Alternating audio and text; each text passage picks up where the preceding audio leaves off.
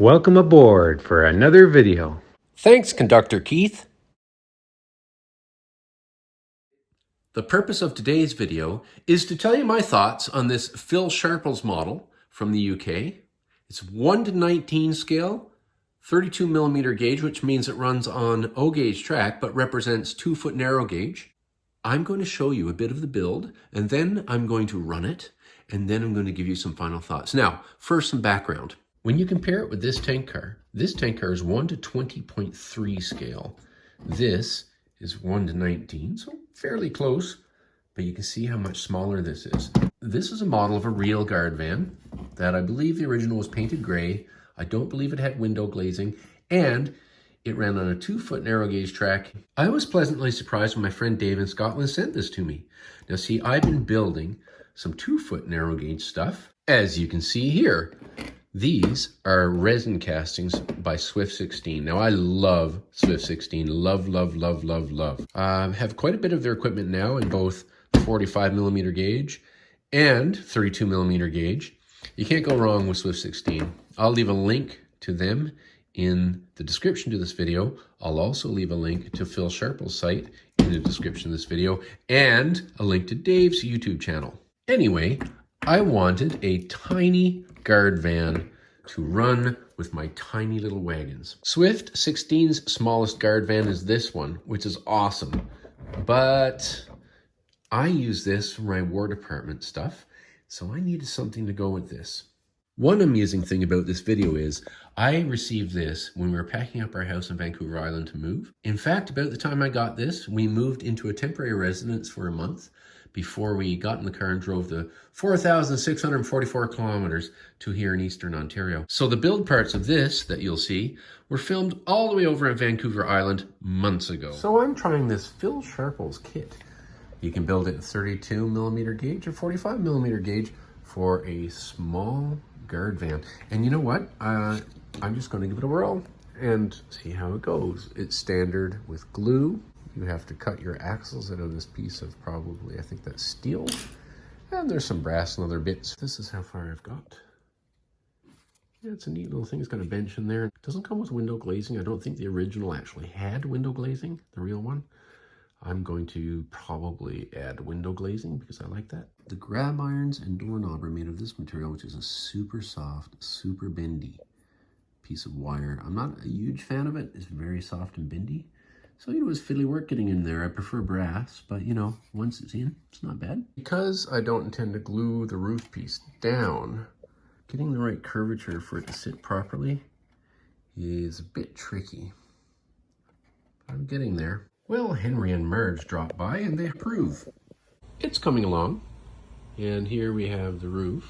Now it's going to press fit down over with those little wooden pieces you see around the edges. When we finish moving to Ontario and I have all my tools and all my stuff back again instead of the few items I have here, then I'm going to actually replace these with magnets. There'll be magnets up in the top corners and magnets underneath here, or maybe even pieces of metal. And the roof is just going to sit on with magnets. If you watch my previous videos, you'll know that I put magnets on the feet and in the bums of some of my characters, and I put magnets in the rail cars and places so that I could sit them down. Now this is a very thin piece of steel, but it sticks on there like mad. I'm going to experiment and put that on the seat and see if that's enough to hold somebody there. It's less obtrusive than the big pieces of metal I normally put in things. I'm going to paint that over with the green. The wire worked well, and it's painted over with green. He just sits there, doesn't move. Nice, works well. You will be amused that this morning, whilst walking the dog, I came across somebody's recycling and stole this from it so that I can make windows. There. That recycling stuff made really nice windows. I got tired of looking at these pieces on here to keep the roof on. So I went out and bought magnets, and I just put gel Gorilla Glue on there, which is all I have because everything's in a shipping container. And I'm going to take one of my chains, take the links out, put the links in the corners of this, and hopefully the magnets will hold it. When that dries, we'll see how it goes. It works perfectly. Put it on there like that. Make sure it's clipped in center. Witness the magnets. Witness the magnets on this guy's feet. You put it in, and he just finds the magnets. So naturally, just before we got in the car to drive all the way to Ontario, I had to see it run at least once. The very next shot is just last week, which would be months later.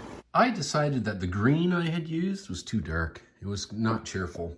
So here I go, doing something a little different. I think it looks great, and Dave and Lindsay approve. So here is the finished product. Why don't we just go take it for a run? Hello, girlie. So today we're going to run the new Guards van on this mammoth track I've put in the living room floor. Here is my locomotive called Old 47. Now, Old 47 has an O-gauge beep. There's an O-gauge Toy Trains beep locomotive chassis in there, converted to two-rail. This locomotive used to look exactly like this coach, but I took out the chassis of the coach, put in the beep locomotive, added a local remote from the UK. I'll leave a link to a local remote in the description of this video. And I'm gonna run this locomotive off my old iPhone. I have a playlist in my YouTube all about this locomotive and its conversion. There will be a link to the playlist to this locomotive on the end screen to this video.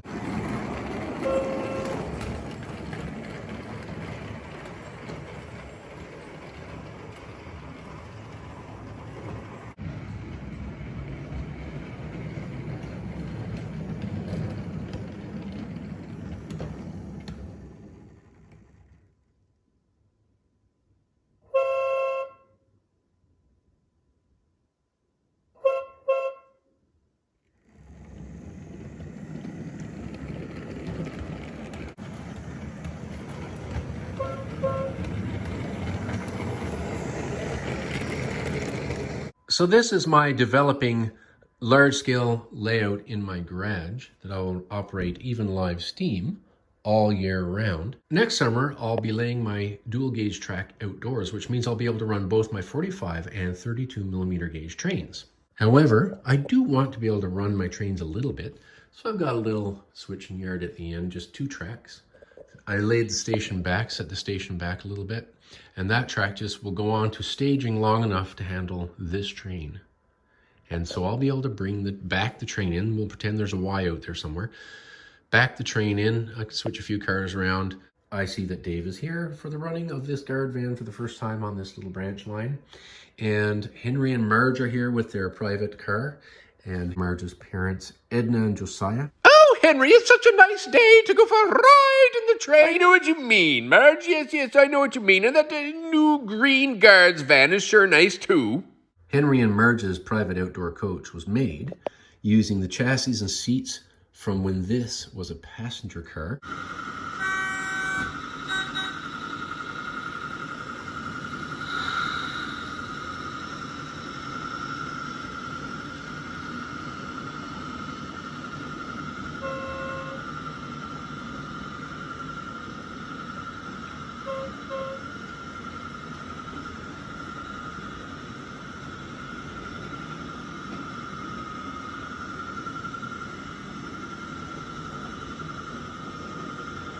So my final thoughts.